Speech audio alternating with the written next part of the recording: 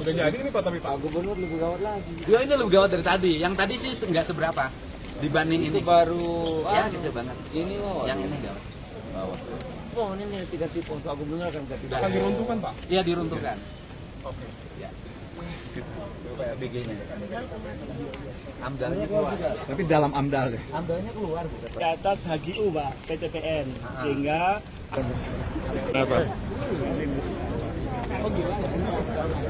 Oh iya.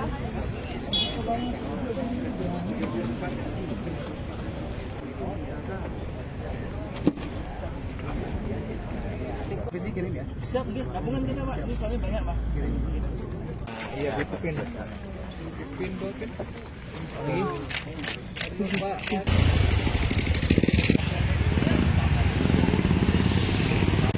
Hari ini yang terakhir, hari ini ya, besok lain lagi.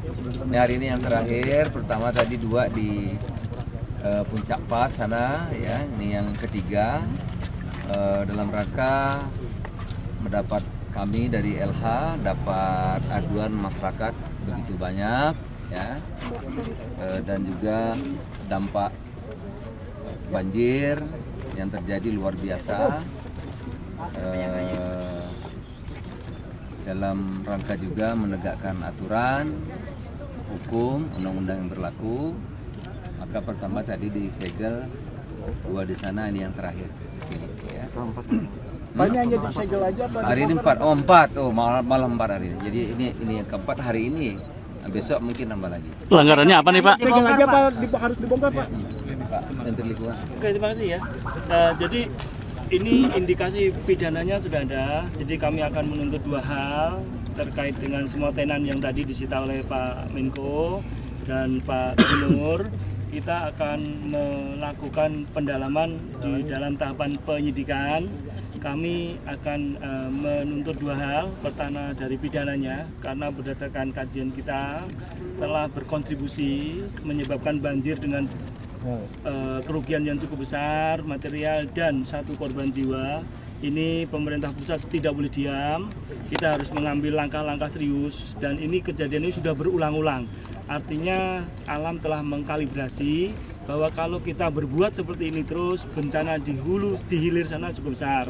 Sehingga Pak Menko memerintahkan kepada saya untuk melakukan analisis detail terkait penggunaan lahannya. Sejatinya kita hari ini berada di segmen 1 dari Das Ciliwung. Das Ciliwung ini seluas 38.500 hektar. Kemudian segmen satunya, jadi kami biasanya menjadi segmen hulu, segmen tengah, segmen hilir. Nah, segmen hulu ini ada di Kabupaten Bogor, kemudian segmen 2-nya di Kota Bogor, segmen 3-nya Kabupaten lagi, segmen 4-nya Depok, segmen 5-6-nya di DKJ, daerah khusus Jakarta. Jadi kita hari ini ada di segmen hulu. Segmen hulu ini luasnya, tadi luas das itu 38.500, segmen hulu luasnya 15.000. Artinya bahwa das Ciliwung ini seperti corong gitu, corong gini terus melipir seperti selang. Jadi kita bayangkan casementnya itu 15.000, kemudian masuk di dalam selang yang kecil yang sepanjang sampai panjang Ciliwung 126 km. Jadi tingginya itu yang kita berdiri tadi sekitar 1.300 di puncaknya. Kemudian di hilirnya, di Jakartanya main 4 meter. Jadi bisa bayangkan dalam jangan jarak hanya 126 kilo, tetapi topografinya langsung jatuh gini. Sehingga apa yang disampaikan Pak Gubernur, kemarin terjadi banjir di hulu. Nah, banjir itu memang landscape kita tidak bagus. Landscape kita itu berupa batuan beku luar yang di bagian hulu. Nah, dengan komposisi kemudian dengan seperti itu tanpa dilindungi oleh hutan pegunungan, maka terjadi erodivitas, terjadi tingkat surface runoff di angka sampai 0,6%, 0,6, artinya setiap 1 liter hujan maka 0,6-nya akan turun langsung.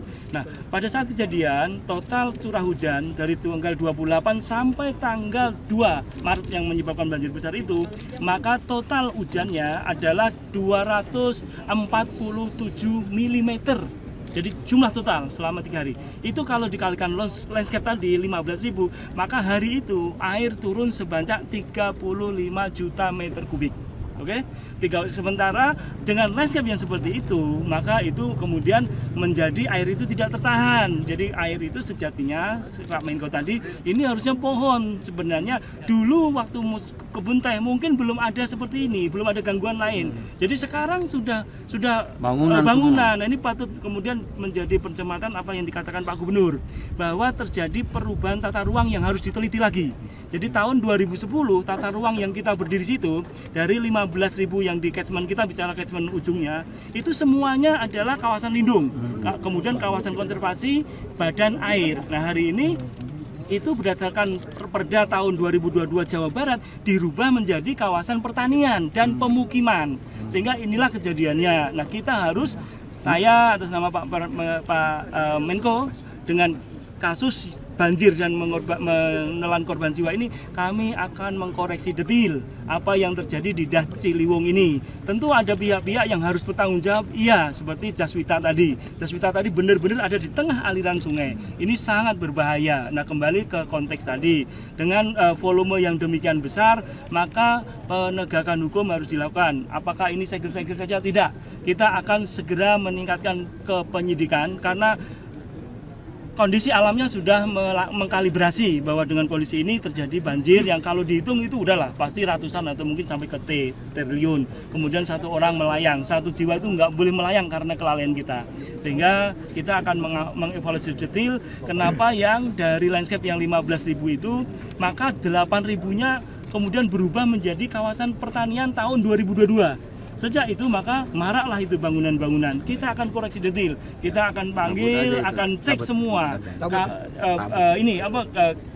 Tata ruangnya harus kita koreksi habis, karena ini yang menyebabkan kemudian terjadi meledaknya pemukiman. Tahun 2010 pemukiman hanya sekitar 500 hektaran. Nah, saat ini sudah 1.500. Sebagian besar resort-resort gede itu ada di badan air bahkan, Pak Gubernur, Pak Menko. Sehingga Pak Menko, ini bukan berhenti di sini. Ini kita memang secara seremonial harus dilakukan lebih awal. Selanjutnya kita telah memerintahkan Pak Deputi Gakom untuk menyelesaikan seluruh tenan-tenan yang berada di segmen hulu ini untuk dilakukan penyegelan dan prosesan hukum lebih lanjut. Kemudian langkah lebih lanjut kami akan diskusi dengan Pak Menko, Pak Gubernur Jawa Barat, Pak Gubernur DKI, karena di daerah yang 15.000 itu 7.000-nya adalah lahan kritis. Karena kalau kita lakukan ini tentu tidak bisa dibebankan kepada pemerintah Jawa Barat saja, tetapi penikmat, pendapat hasil manfaat ini ada di Jakarta. Jadi itu sudah ada dalam PP nomor 46 tahun 2007 tentang ekonomi lingkungan.